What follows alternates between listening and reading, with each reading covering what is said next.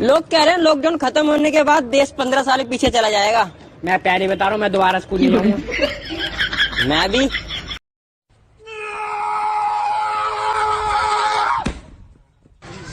मैं कौन था यू? मैं क्या था यू? गया कहाँ? अपनी तो जैसे कैसे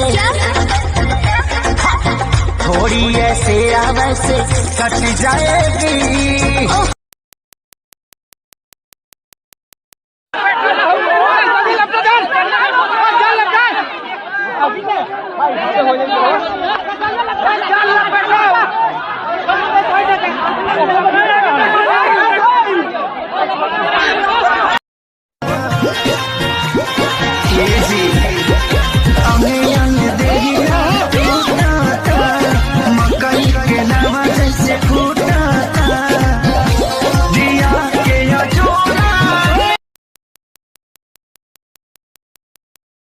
ये दुनिया हिला दी एक वायरस ने जिसका नाम कोरोना।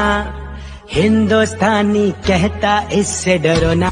ये दुनिया हिला दी एक वायरस ने जिसका नाम कोरोना। नाम धोके हम के सुदामा कहता, मानवा के बेटा मामा मामा कहता। नाम धोके हम के सुदामा कहता, मानवा के बेटा मामा मामा कहता।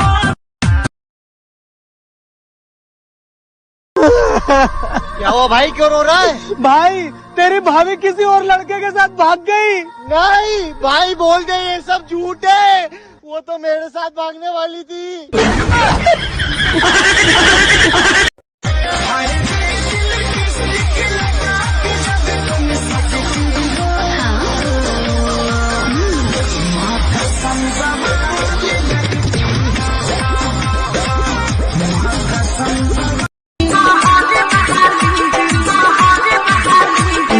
जैसे बॉम्बे सोहाग बहाली पौध छावन में पातर कमर बहाली पौध छावन में पातर कमर। भले हमें जेल होगा फगुआ में खेल होगा, ठीक है।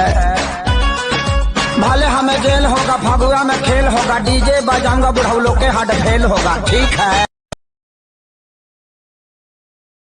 अरे माई देखना, कोजली के माई नु सबेरे शिकारी देती है। ते कुछ नानू कोई लिहास ना, हम कुछ ना कोई नहीं, खाली कोजली की आँख मरनी है, और वो कोनो कोस की आँख थोड़े मरनी है, ये आधा मरनी है।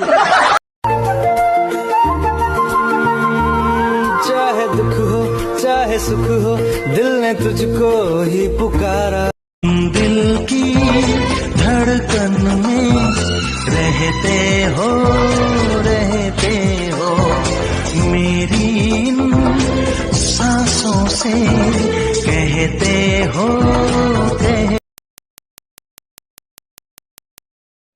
भले हमें जेल होगा फगुआ में खेल होगा, ठीक है। भले हमें जेल होगा फगुआ में खेल होगा, डीजे बजाऊंगा बुढ़ऊ लोग के हाथ फेल होगा, ठीक है।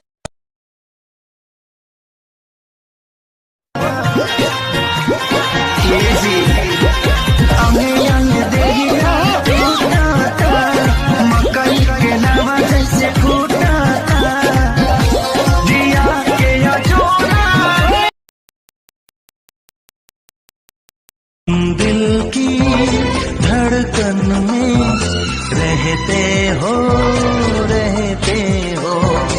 मेरी सांसों से कहते हो अपनी तो जैसे कैसे थोड़ी ऐसे या वैसे कट जाएगी। दुनिया में सब कुछ करिहा बतिया कहीं, प्यार के करो से न करिहा।